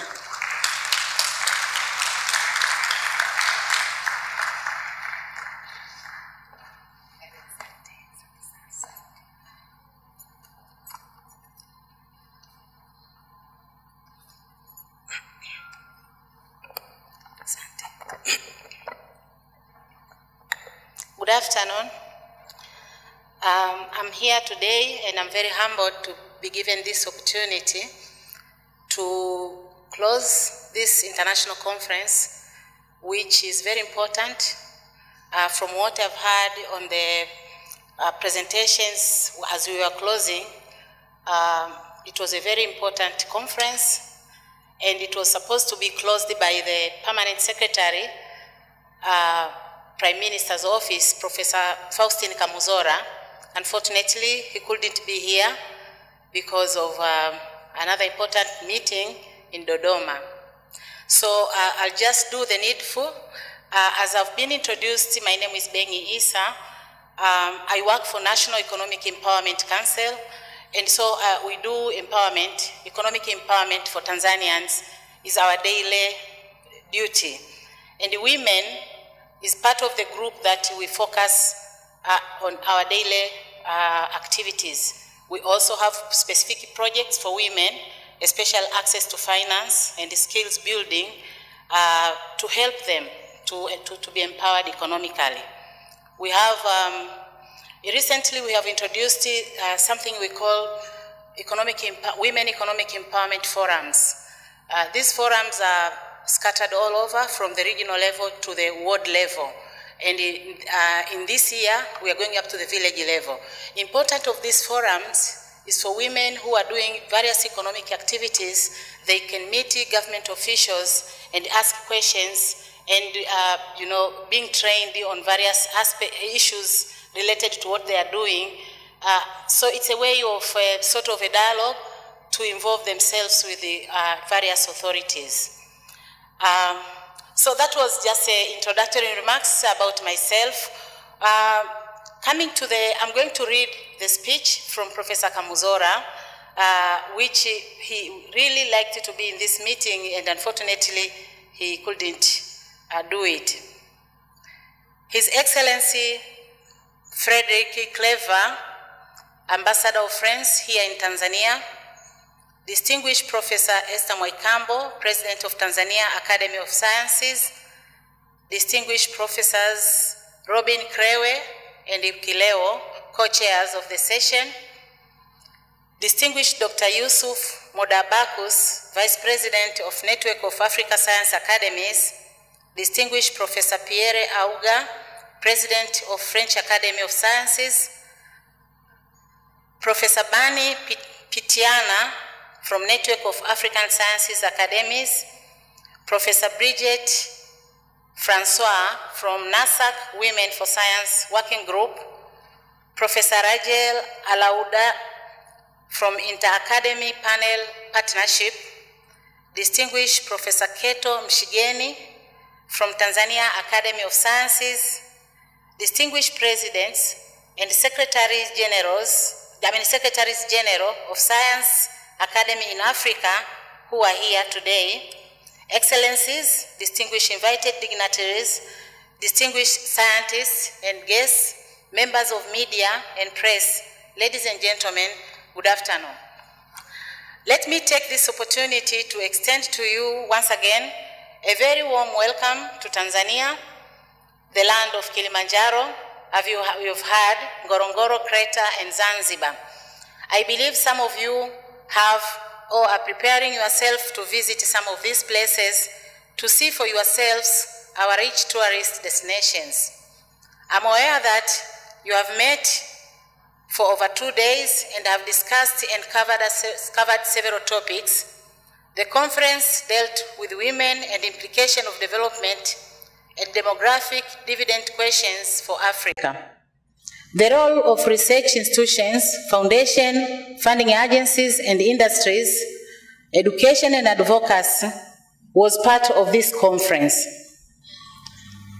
You also deliberated on examples of successful action, local and national roles of women in development, reproductive health and development, and mainstreaming gender in Africa policymaking to deliver Sustainable Development Goal Agenda of 2030.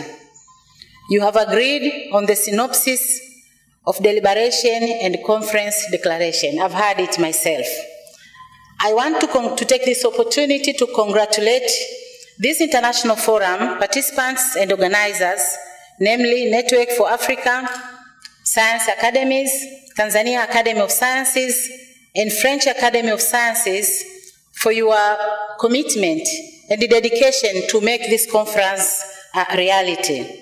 Our thanks also should go to the funders of the meeting, who are Bill and Melinda Gates Foundation, the French Embassy in Tanzania, and the French Development Agency, the French Institute for Development Research, the Sanofi Espoir Foundation, the Inter-Academy Partnership, and others such as Acacia, Tanzania Commission for Science and Technology, Tanzania Communication and Regulatory Authority.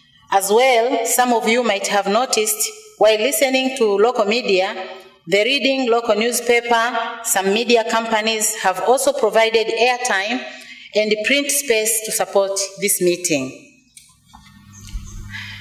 The international forum that we've had for the last 2 days focused on contribution by women to social and economic progress in African countries. It also served to highlight the challenges encountered by women in their pursuit to care for the family, education, improve access to water, energy, health, food, combat negative effects of climate change, and sustain a growing young and underemployed population. The forum also enabled the science community to present to mark the World Women Day, which is International Day. Now we are about to part. The question is that, what is the next and what will the impact of Africa, of this forum in the next few years? These are the two major policy documents that African countries are adopting to local situation.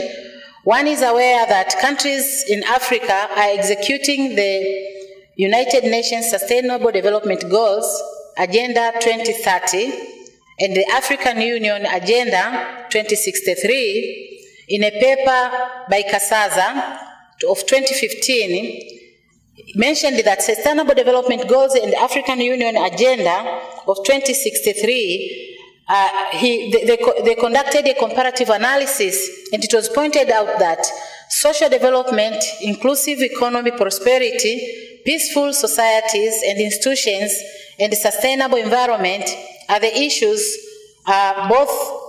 which are found both in SDGs 2030 and African Agenda 2063. Sustainable consumption, production and management of ecosystems in African Agenda of 2063 only. Tanzania has ratified the SDGs 2030 and the Africa Agenda of 2063, and Tanzania has started to integrate the SDGs agenda into national plans, policies, programs, practices, and other projects. As per KIDA 2017, a paper which named Implementing the 2030 Agenda in Tanzania towards Participatory, Inclusive, and Knowledge-Driven Agenda, the paper identified key needs for Tanzania to effectively implement the SDGs by 2030. These were effective participation of local government authorities. In Tanzania we have a decentralized system of administration whereby there is a central government and there is also a local government authorities. And local government authorities includes all districts and some of the local government itself. We have total of 185 local government authorities. So the paper identified that effective use of these local government authorities and the stakeholders to define how SDGs should be adapted in Tanzania will be the key to improve the situation. Increased and innovation, financing and to support the agenda are also key factors. Adequate resources for developing a statistical system to monitor and evaluate the progress. In domesticating the SDGs in the future, one must get a comprehensive and quality baseline data and further collection of data so that to monitor and evaluate our progress. Institutional capacity building and training is essential to achieve all these goals. As well as if we use our think tanks very well, we should be able to achieve what we are planning to do. Tanzania realized that to deal with the gender issues, one needs a women and gender policy and also national strategy for gender development.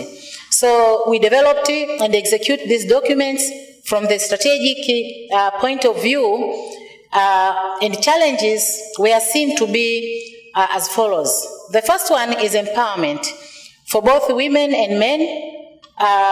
Second is ensuring macro and micro policies are gender sensitive. Third is that legal framework should be gender sensitive. Fourth, strengthening of institutional mechanism for gender development.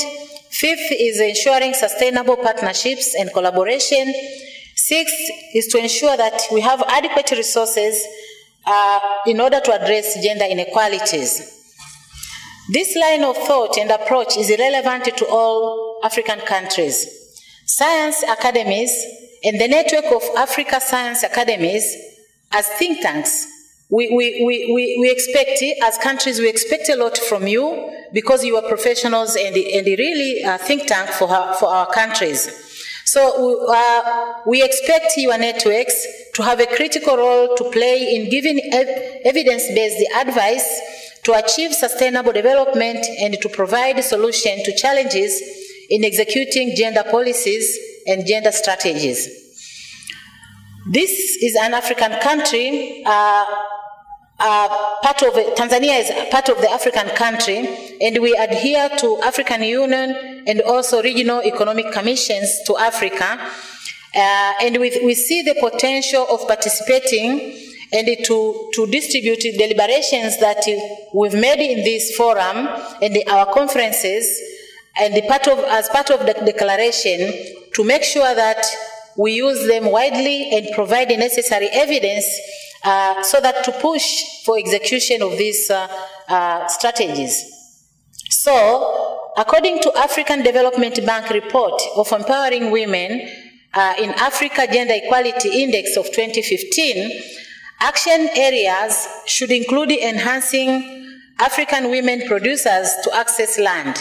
Because in Africa, especially our country, access to land to women is actually a very challenging issue. This is because of our culture and traditional issues that we inherit, and therefore women cannot automatically access land unless they are financially viable. But the other issues include financial services and infrastructure connection. In the area of human development, they should get education and skills. Health and reproductive rights should be guaranteed.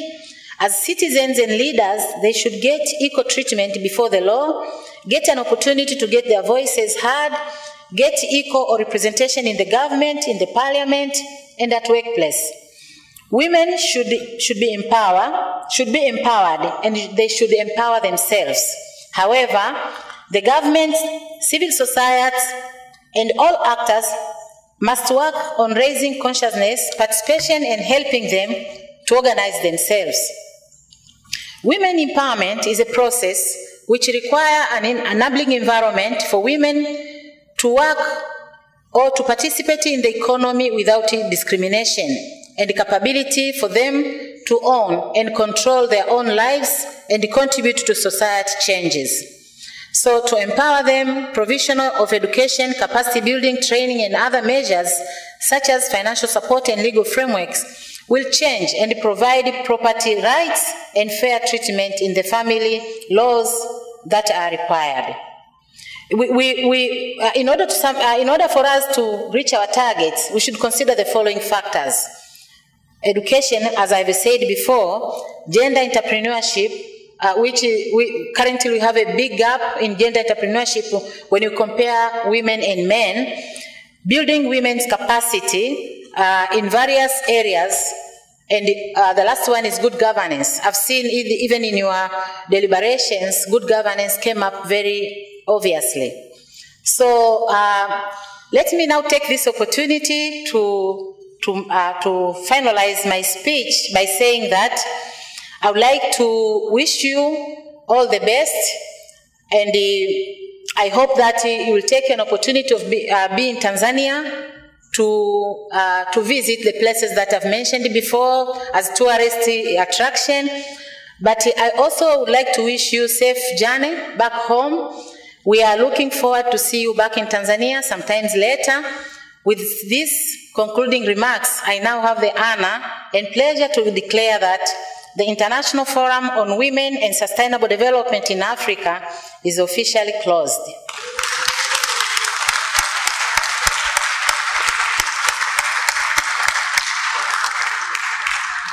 Thank you for your participation and your kind attention.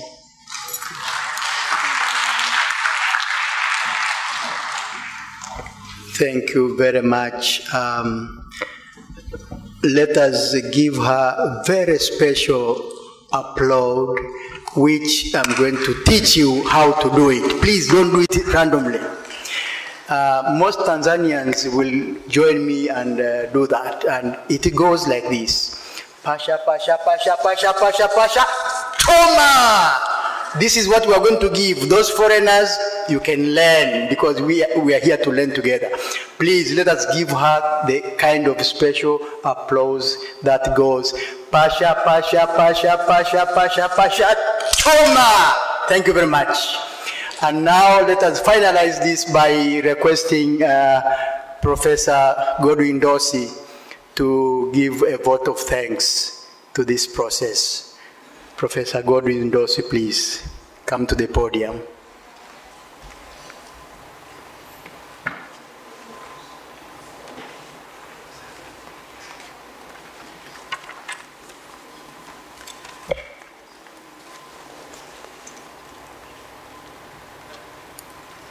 Thank you very much, Mr. Chairman.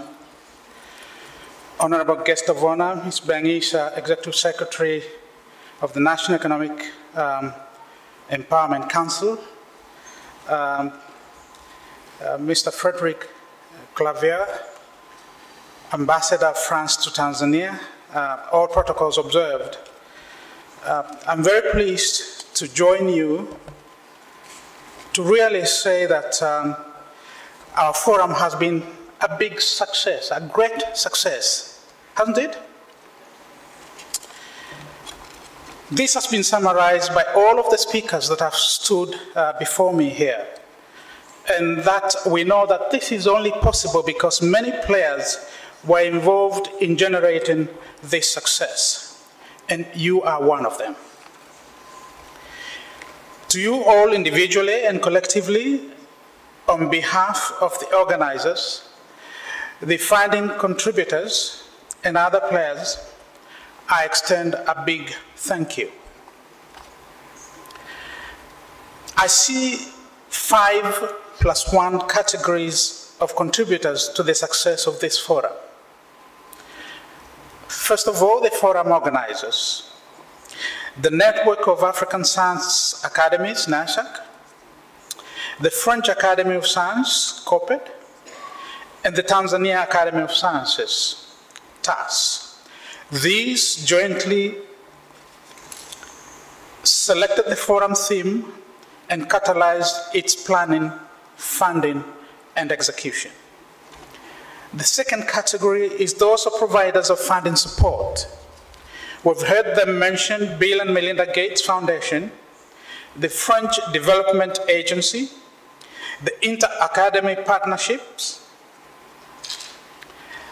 the French Academy of Sciences, the French Institute for Demographic Research, the Sanofi Foundation of France, Acacia Mining in Tanzania, the Tanzania Communications Regulatory Authority, the Tanzania Commission for Science and Technology, and the French Embassy in Tanzania.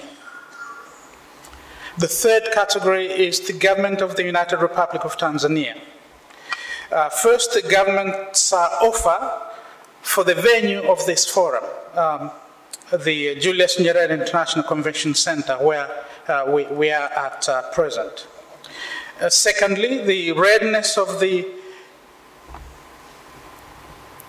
Honorable Minister for Science and Technology, Professor Joyce Ndalichako, to officially open the forum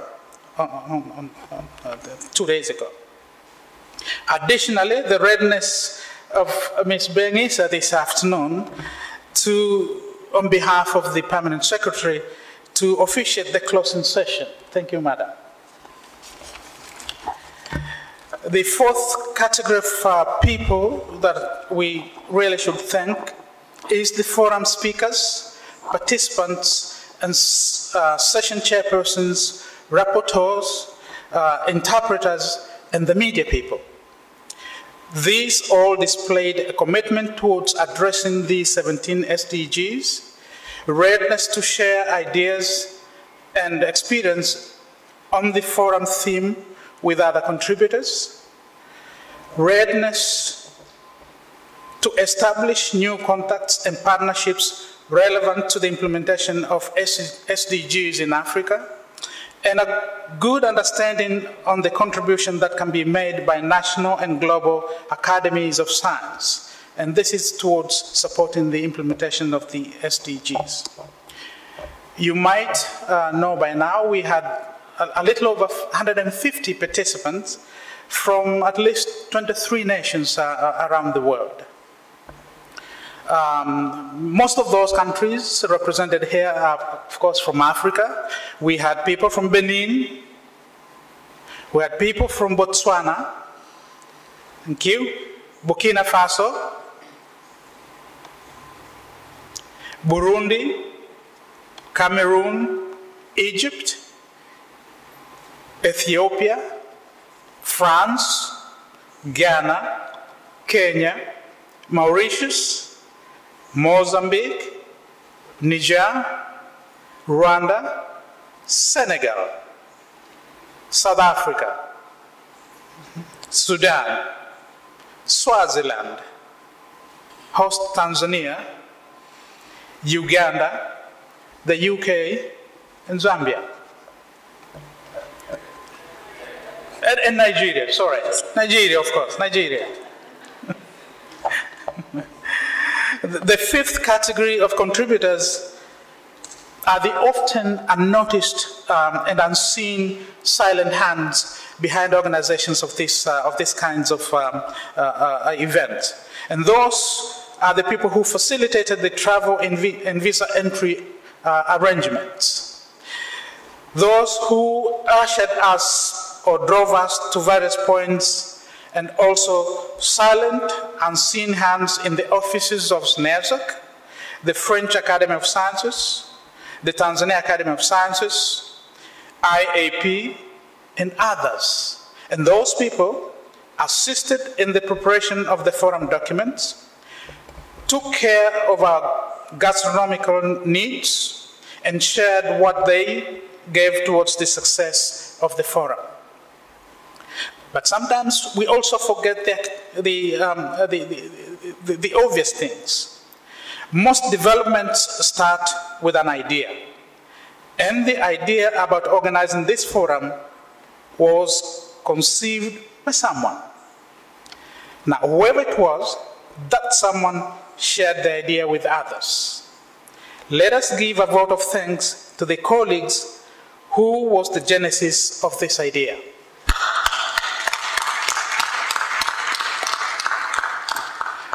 Let us together extend a vote of thanks to the 5+1 categories of contributors to the success of the forum.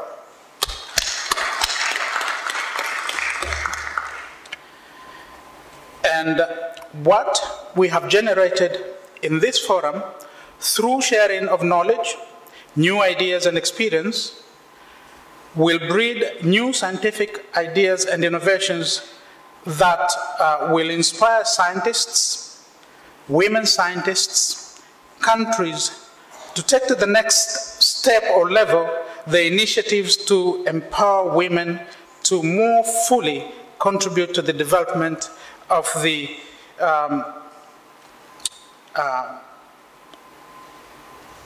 speed that will take Africa and other nations to the attainment of the SDGs and for the prosperity of our people that are represented by those of us who are in this forum.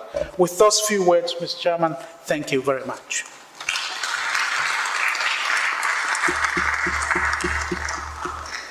Thank you, Godwin, for the vote of thanks. Very comprehensive, and I do not want to say anything else for this conference, except to have been requested to provide you with in-house announcements, and those goes that there will be a press conference immediately after this in the VIP room, which is on your right. This is immediately after this, and all the invited guests from the high table are invited to that press. It will be a brief one before lunch. And then people will be going for lunch, and there will be a post-meeting after lunch, about 2:30 or so. This is called post-conference meeting, which is going to take place inside one of the halls, inside the conference hall, which is this one. And the NASAC, TAAS, Tanzania Academy of Science, and FAS are invited to this post-conference meeting. Those who traveled and Tanzanians who traveled and require refunds for various expenses should see Isabella, Program Manager or Program Secretary after lunch. And then finally, everyone is invited to lunch immediately after here. And then for networking purposes, people still need to network and discuss issues. There will be tea at 4 p.m. in the very places that we have been providing tea and coffee. So please continue networking for those who need to do that. And you can sit in the places, okay, you can stand and enjoy your coffee while you discuss issues of networking. Otherwise, let me on my own behalf thank everyone. I hope I've been a good chairperson. And please, if you think I've been a good chairperson, clap for me. And bon voyage for everyone who is traveling today or tomorrow or after that. Thank you very much.